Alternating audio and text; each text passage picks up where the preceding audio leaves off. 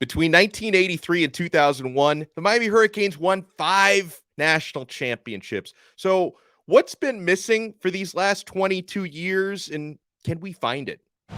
You are Locked On Canes, your daily podcast on the Miami Hurricanes, part of the Locked On Podcast Network, your team every day.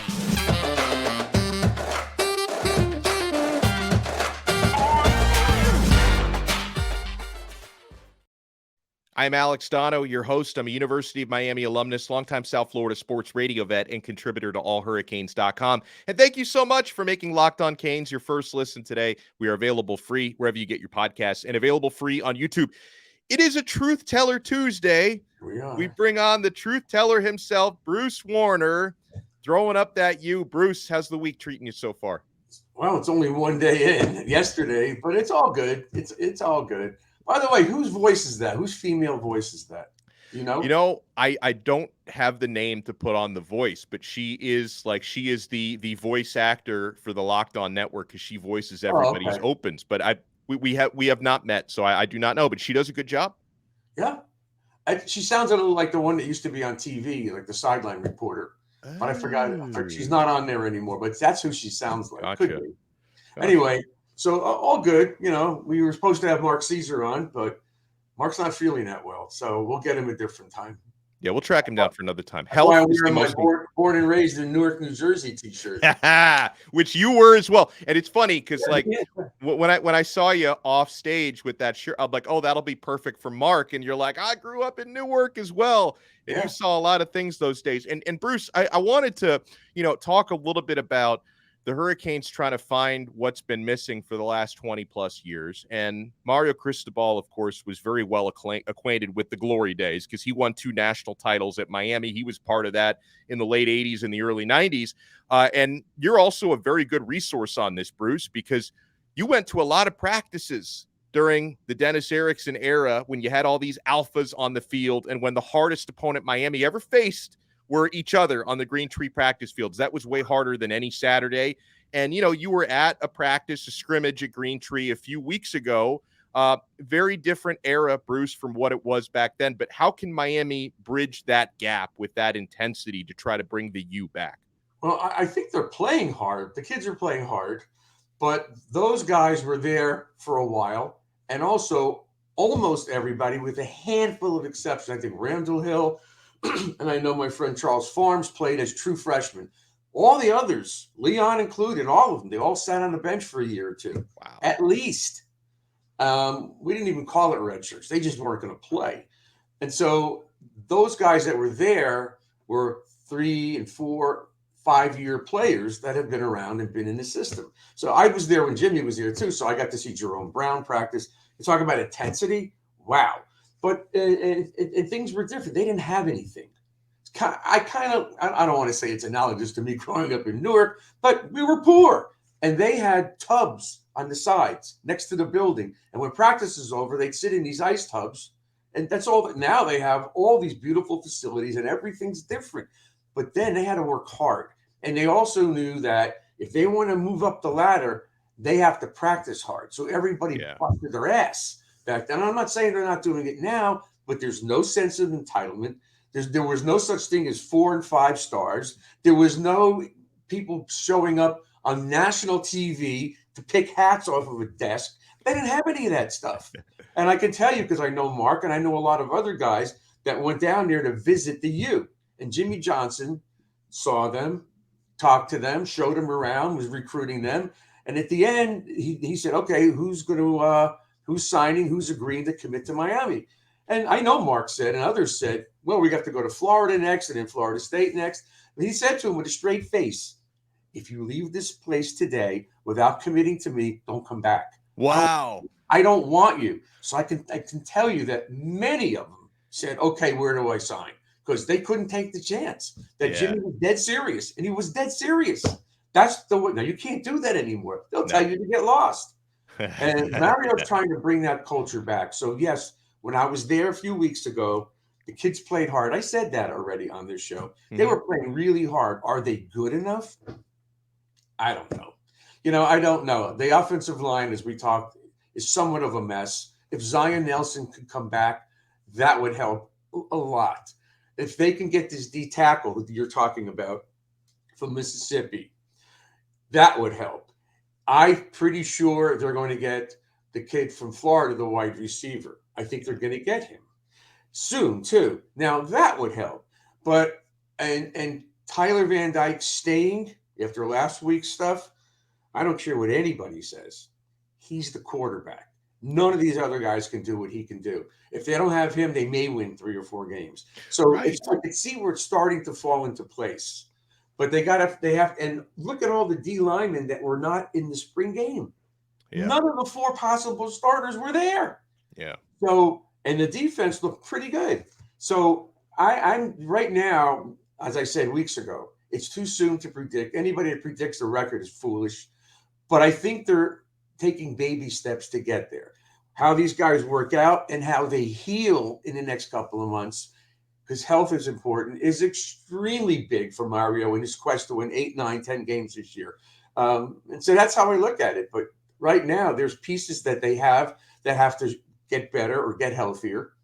I saw something today, forgot where I read it, where they're worried about maybe if Taylor declares early. Are you nuts?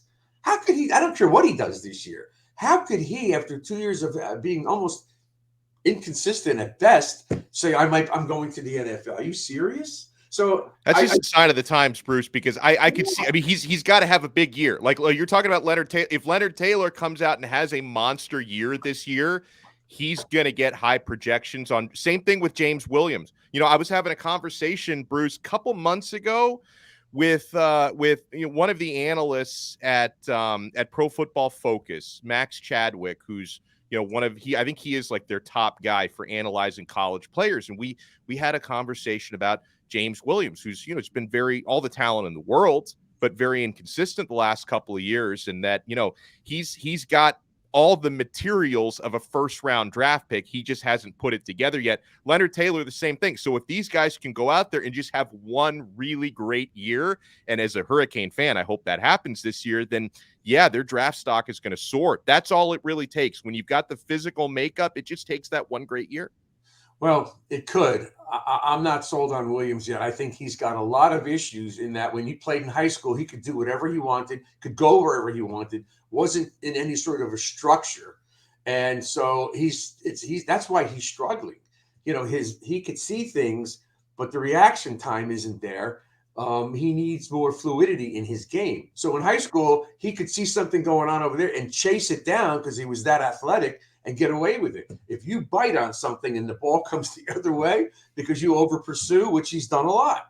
So I understand what you're saying. He's got a big upside, but he's not going to be a high draft pick if he does well. If he has to be spectacular this year to have that. I compare it to Taylor, that's for sure. Yeah, I compare it to the situation, Bruce, that Zion Nelson was in last year, and he only played in 2 games. So you threw the draft stock completely out the window because of his injury. But Zion heading into last year was getting projections as a first-round pick in the NFL draft that's happening a couple days from now, right? But couldn't stay on the field, so he had to restart the clock another year. All it was going to take for him was one really good year, and he would have been a first- or second-round draft pick. Probably Van Dyke, too.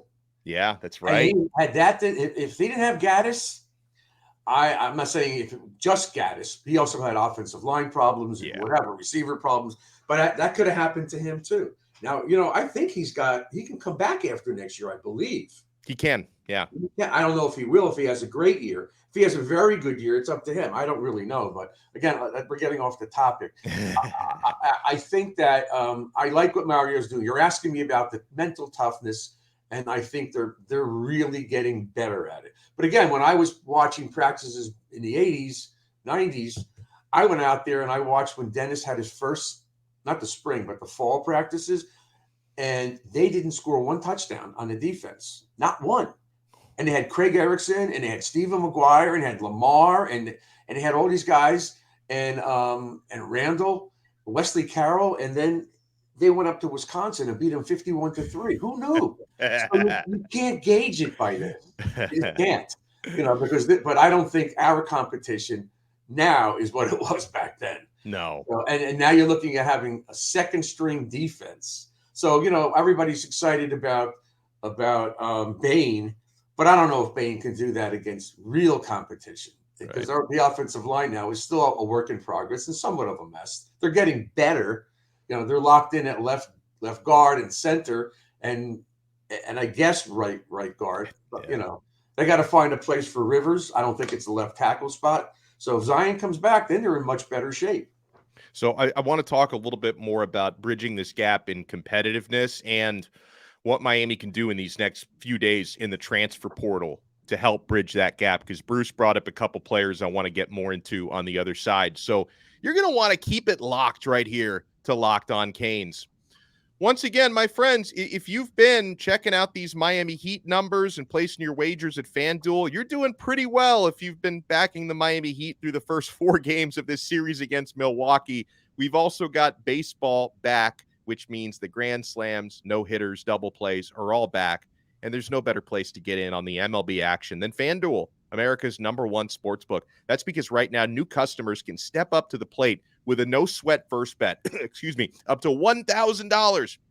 Just go to FanDuel.com/lockedon to sign up, place your first bet, and get up to $1,000 back in bonus bets if you don't win. That means you have literally nothing to lose with that first bet. How sweet is that? So do not miss your chance to get a no-sweat first bet up to $1,000 when you join FanDuel today. Just go to FanDuel.com/lockedon to sign up. FanDuel, official partner of Major League Baseball.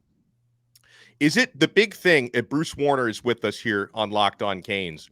I think the big thing that Mario Cristobal talks about that he wants to establish out there, which gets so much harder in the days of the transfer portal and players not wanting to stick around if they're not starters, but the type of depth you used to have at every position. Like you talked about all those studs that were on Miami's offense in the early 90s that couldn't score on the defense in practice, right? I remember the 2001 backfield, which had Najee Davenport and Clinton Portis and Willis McGahee and Frank Gore all sharing a backfield. Nobody complained. Nobody transferred. Everybody competed and, waited for their turn, and they all got turns at a certain point.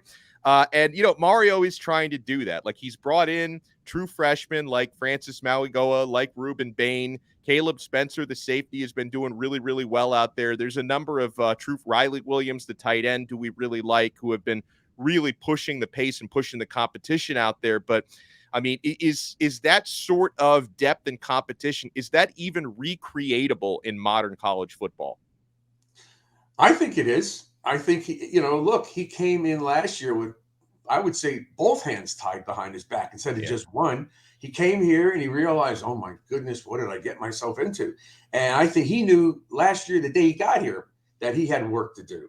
And then when he had spring practice, he said, oh, wow, do I have a lot of work. These guys don't know how to work. So he's creating a new culture.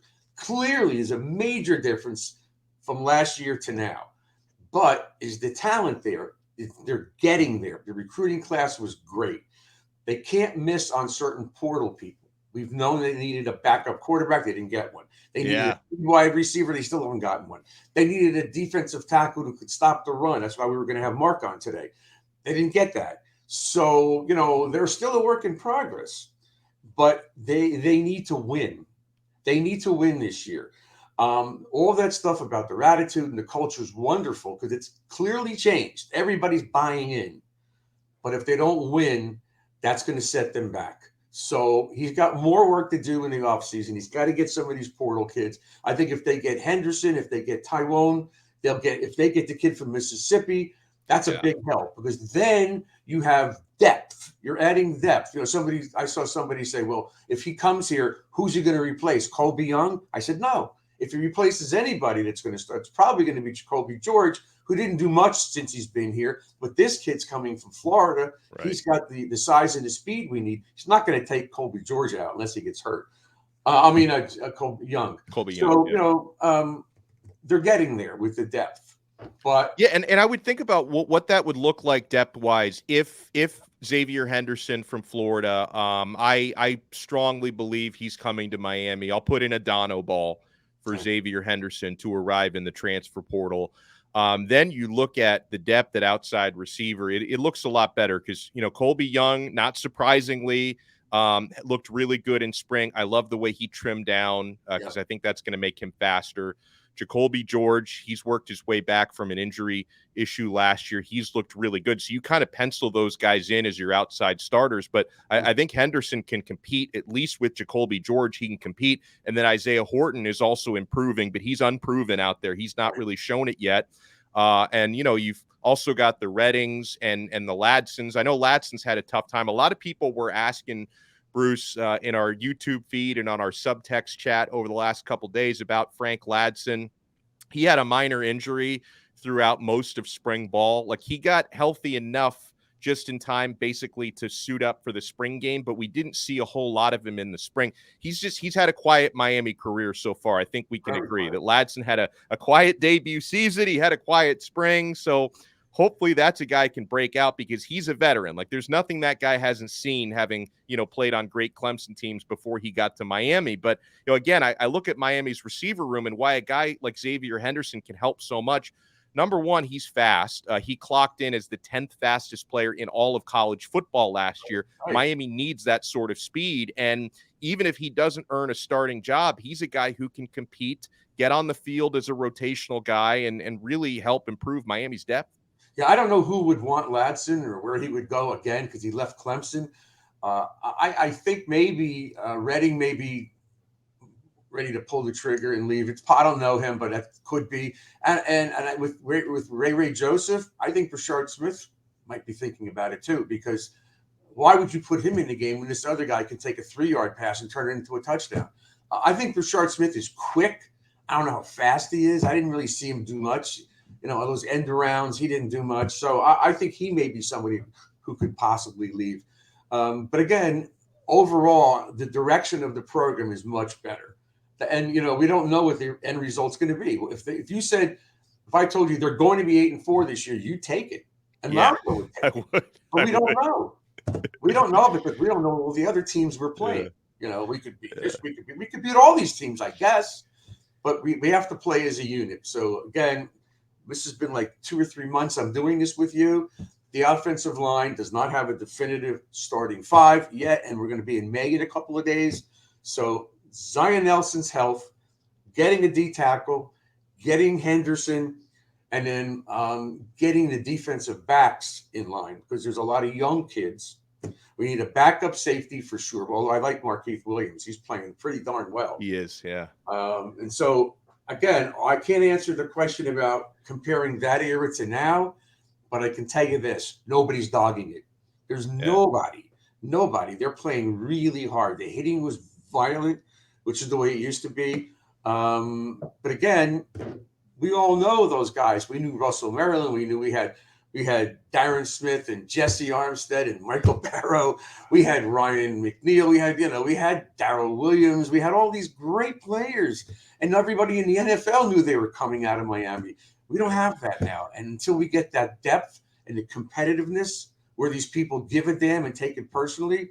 So I look at this year as a major year going forward. I don't care who plays. I don't care how they achieve it. They got to win 8 games. They got to go 8-4, and they got to beat somebody. They have to be A&M or Florida State, Clemson or North Carolina. They can't lose those 4 again and say they're making progress. You probably got to win maybe 2 out of those 4 to really show. I think A&M is very winnable. Yeah, yeah. I think North Carolina's winnable. They have a great quarterback, but they lost people. Yeah. I want to talk on the other side just about why defensive tackle is such an important position, why it's a big need in the transfer portal, who might be coming, but also there's a couple of younger guys who are already here that I'm not sleeping on, who have an opportunity to really show us something this season. So keep it locked right here to Locked On Canes. Thank you so much for making Locked On Canes your first listen today. We are available free wherever you get your podcasts, available free on YouTube. And thank you to the everydayers who are here with us 6, sometimes 7 days a week. We're going to talk tomorrow with University of Miami quarterback commitment Judd Anderson, who's going to join us on tomorrow's show. So that's going to be a lot of fun. And guys, make sure you're tuning in to Locked On's NFL Mock Draft Special. It is here, and it's bigger than ever. Follow along, all 32 teams' first pick in a 6-episode ultimate mock draft experience. Only Locked On can deliver. All episodes are available now on Locked On NFL Draft on YouTube or wherever you listen to your podcasts. It is a Truth Teller Tuesday here on Locked On Canes. So Bruce Warner, the two defensive tackles that Miami has been most positively linked to in the last few days, you brought him up, Tywone Malone from Ole Miss, who I think is practically a must get at this point. He might even be able to help your baseball team, but we're a little bit more concerned with football at this very moment because he's been a dual sport athlete at Ole Miss. Their big baseball season last year. And Jeffrey Emba from Auburn. I've been getting very mixed to positive signals. I know Miami, we were one of the first shows to report a couple weeks ago that Miami reached out to Emba basically as soon as he hit that transfer portal. So there's definitely been some positive communication there. Seems like there's been a lot of positive communication with Tywone Malone as well. Maybe Miami tries to get both. I'd be happy getting one of them. And I think Malone would probably be my preference there, Bruce. And also, I'm not sleeping on a couple of younger guys who haven't, one of them hasn't even arrived on campus yet. Joshua Horton, the true freshman coming in out of Georgia. He's done some interviews this week, talked about how hard he's working in the offseason to really get ready. He's got that sort of size Miami needs. And also Ahmad Moten, right, who's coming into his second year with the program now. He had a pretty good spring, right? I mean, this is somebody who's been on an upward trajectory. Big Joe Salavea, Jason Taylor both talked about his development. So that's going to help. That's going to help take a little bit of that pressure away from Leonard Taylor, because if healthy, and I think Taylor's going to be healthy, he's obviously locking down one of your starting jobs at defensive tackle, but you need the guy next to him to step up as well. And you've got some candidates out there, whether it be a transfer like Malone and or Emba, or somebody like Ahmad Moten and Joshua Horton coming in. Somebody needs to step up and seize that opportunity. I don't expect Horton to get a lot of action. He's certainly not going to start.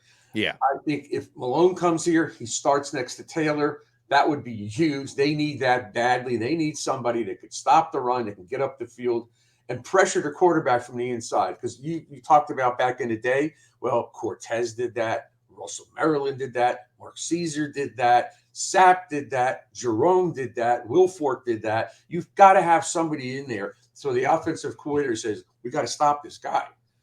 So Taylor then could do his thing by rushing up the field and doing what, some of these other guys were doing back in the day.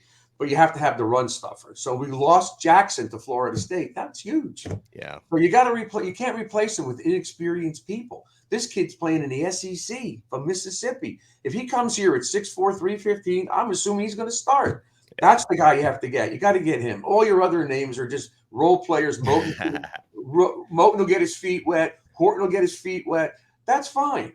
But they're not going to play, not like on a consistent basis. And if they do, Miami's got problems. You know where Malone? You know where Malone is from originally, by the way? Where? Bergen, New Jersey. Well, that's a little north of where I grew up. Bergen okay, County. Well, so I'm just saying, if he does pick Miami, come here. He's from Jersey. if he picks Miami, we got to get him on the show with Mark Caesar and with yourself, and we'll turn it into a Jersey roundtable with you guys. Okay, well, that'll work. I feel bad that Mark's not doing it because he's been asking me for years to be on the show, and I finally said okay, and whatever.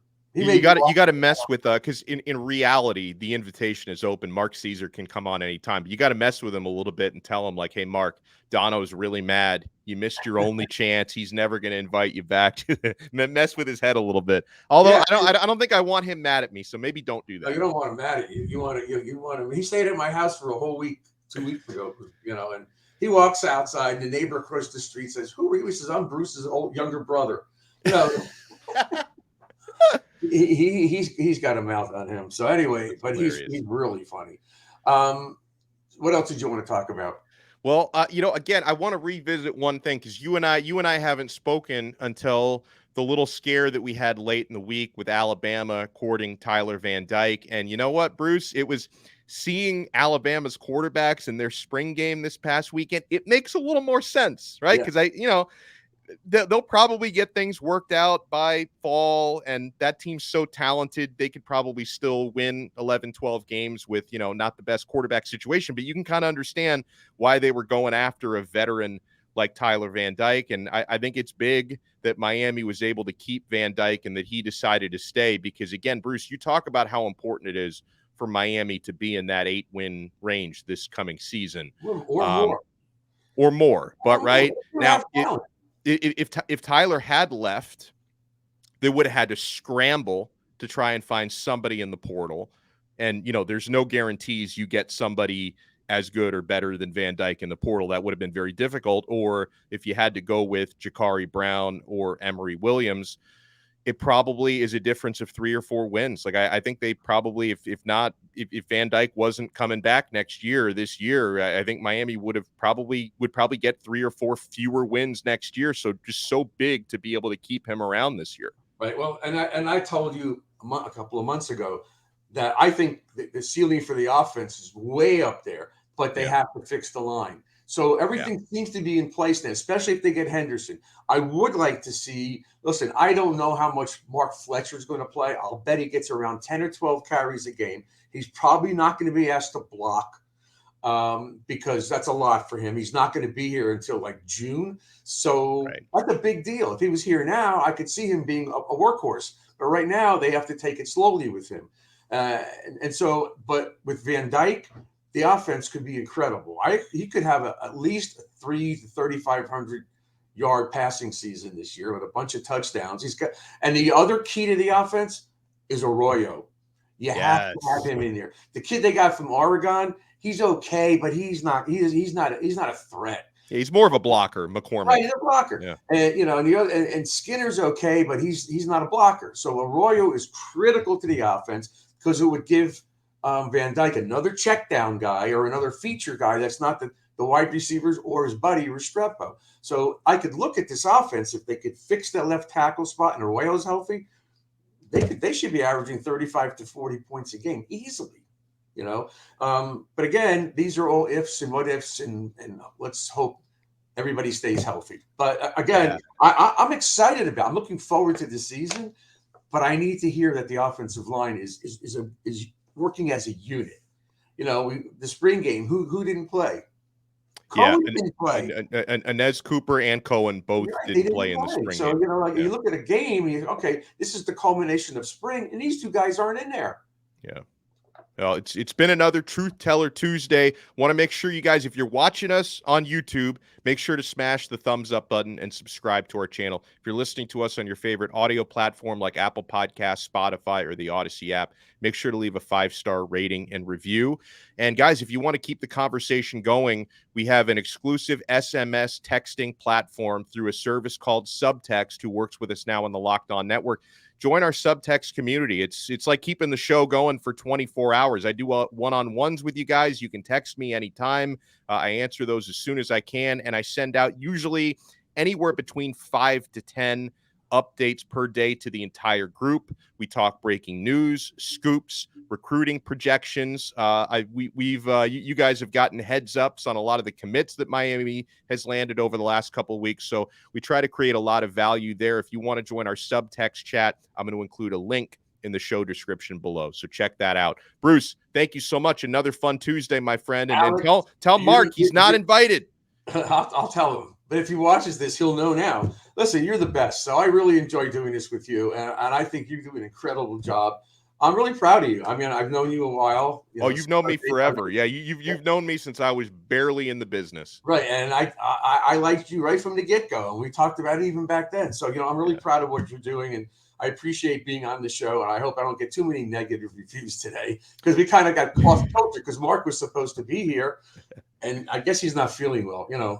I'm not going to say why. I know why. But anyway, maybe he'll tell us if he comes on the show. But anyway, I appreciate being on the show with you. And just keep up this good work. And let's hope we get Henderson in the next couple of days. Thank you. It's our pleasure. Great stuff there from. And I will text you at 2 a.m. because you said we could anytime. You said it. I just heard you. I didn't say I'll answer at any time of the day. You can text me anytime. I didn't say I'll answer at 2 a.m. We will talk to you guys again next time on another episode of Locked On Canes, part of the awesome Locked On Podcast Network. Your team every day.